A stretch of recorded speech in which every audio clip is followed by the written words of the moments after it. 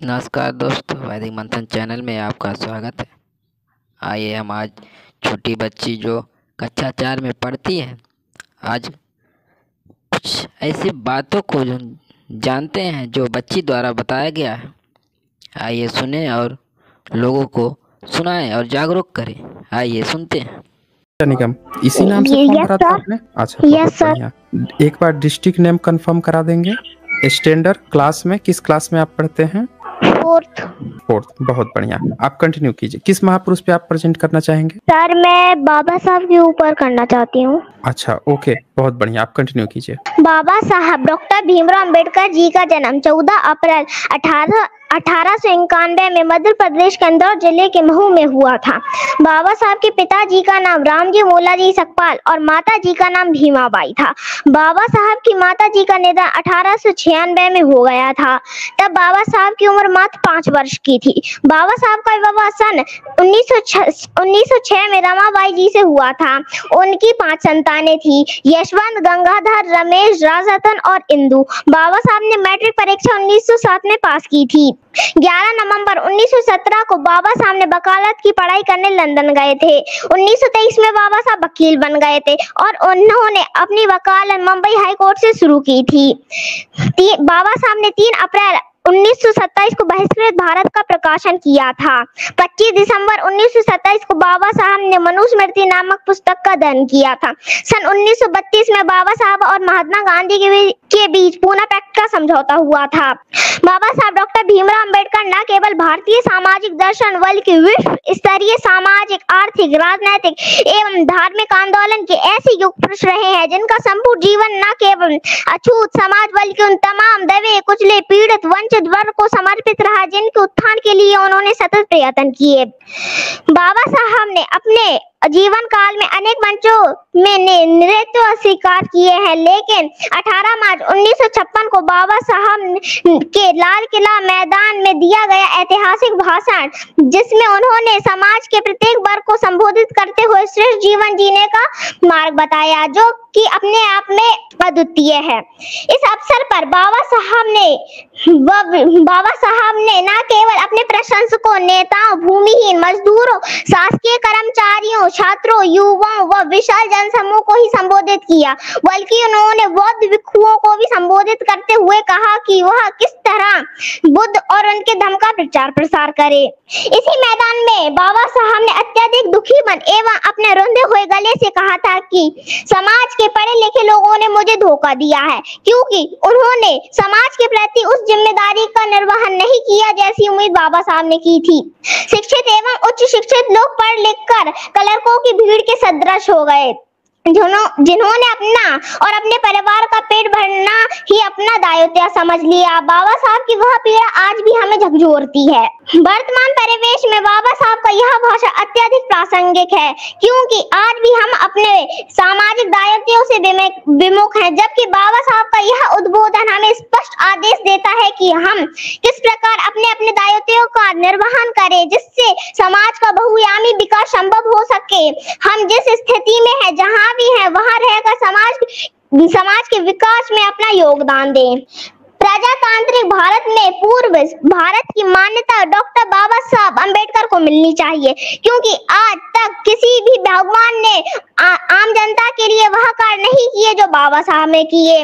बाबा साहब ने दलित मुक्ति आंदोलन चलाकर आम जनता तथा दलितों में चेतना, संगठन तथा हकों के लिए लड़ने का आंदोलन की भावना जागृत की, ताकि वर्षों से दबे कुचले लोग सामाजिक समानता के लिए, अपने हकों के लिए, मानवीय जीवन जीने के लिए सोच सके। बाबा साहब ने कानूनी तौर से दलित, शोषित और नारी समाज को समान अधिकार दिलाकर उनका उद्धार किया।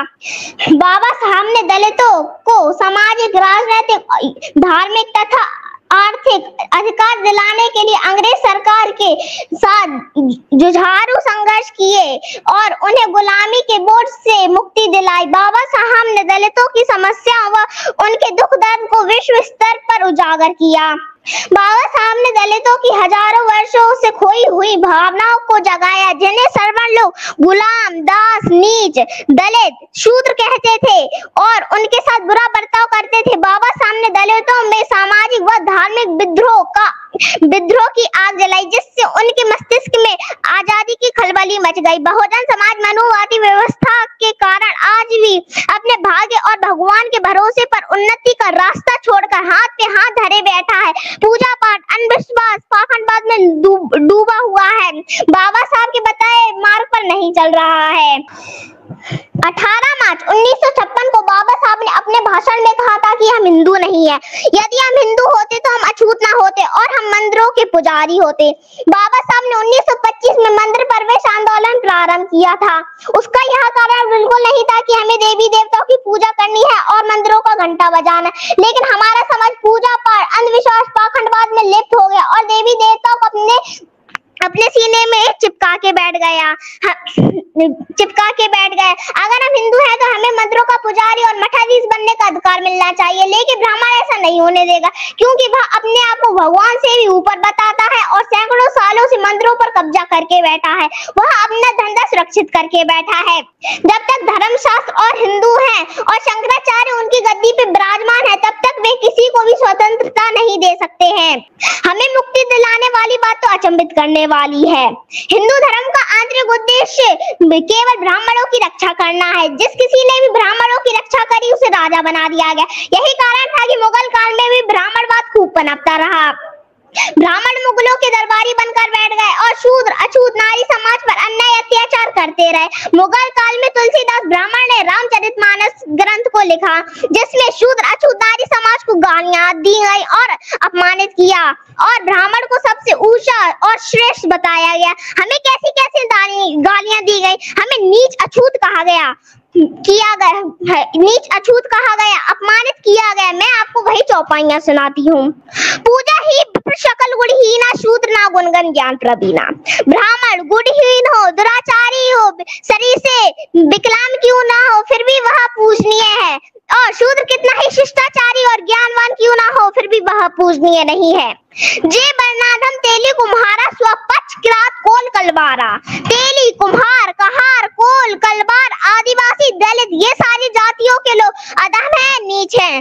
ढोल, गवार, शूद्र, पशु, नारी, सकल ताड़ना के अधिकारी। जिस प्रकार ढोल, गवार और पशु को मारा पीटा जाता है, उसी प्रकार शूद्र और महिला को मारना पीटना चाहिए।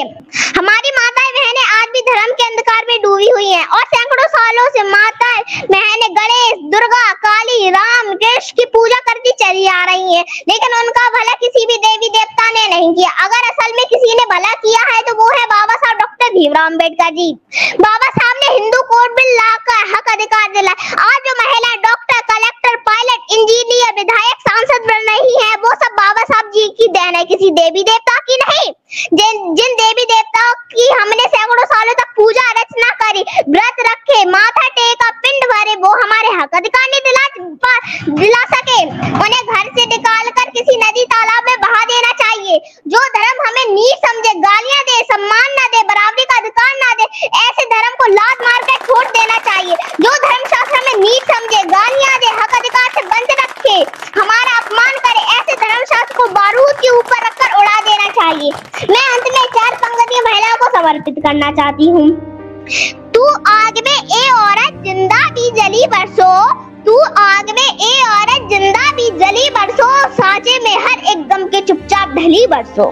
नारी तुम प्रेम हो, ताकत हो, विश्वास हो, टूटी हुई उम्मीदों की मात्र एक आस हो।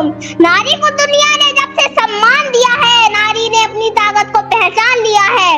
अबला से सबला बन गई, देखो सच है, नारी ने जग पर बड़ा एहसान किया है। जय भीम, जय भारत, जय संविधान।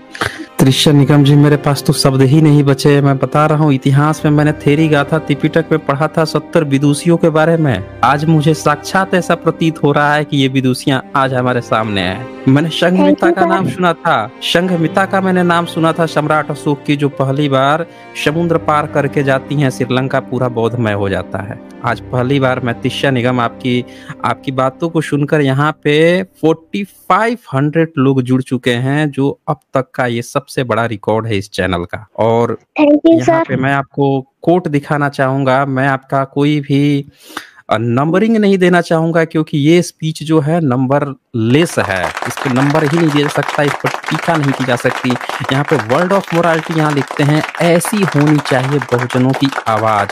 Awesome presentation Tisha, keep it up. Thank you SJ sir for celebrating Bahujan history month in such a beautiful way. बहुत बहुत शुक्रिया आपका वर्ल्ड ऑफ मोरालिटी जी। और तिशा निगम, मैं बताऊं कि अब तक का जो सेशन हुआ है उसमें सबसे खूबसूरत, सबसे बढ़िया, सबसे दमदार प्रेजेंटेशन ये रहा है। जो तिशा ने अभी दिखाया है वो जुनून आप में होना चाहिए, वो जुनून बाबा साहब में था। कह तो सकते हैं लेकिन उसको कहने के लिए जो जुनून चाहिए वो कहाँ से आप लाएंगे? वो आप तभी ले आ पाएंगे जब वाकई में आप महापुरुषों को डेडिकेटेड हैं, उनकी विचारधारा को डेडिकेटेड हैं। तो तीसरा आपका बहुत बहुत खूबसूरत प्रेजेंटेशन, और मैं इस पर अब आगे कोई भी टिप्पणी नहीं करूंगा। कोई क्वेश्चन आपने पूछने लायक मुझे नहीं छोड़ा है कि मैं आपसे कोई क्रॉस क्वेश्चन भी इस पर पूछ सकूं। यहाँ देखिए 5000 शुक्रिया आपका तिशा निगम, और शुक्रिया आपका तिशा निगम। थैंक यू सर, जय भीम। हाँ, जय भीम। आप लोगों ने सुना होगा और समझा होगा, कितना अच्छा बात इस बच्ची ने बताया है। आज बस इतना ही। देखते रहिए वैदिक मंथन चैनल को। फिर मिलेंगे हम अगली जानकारी के साथ अगले वीडियो में। तब तक के लिए नमस्कार।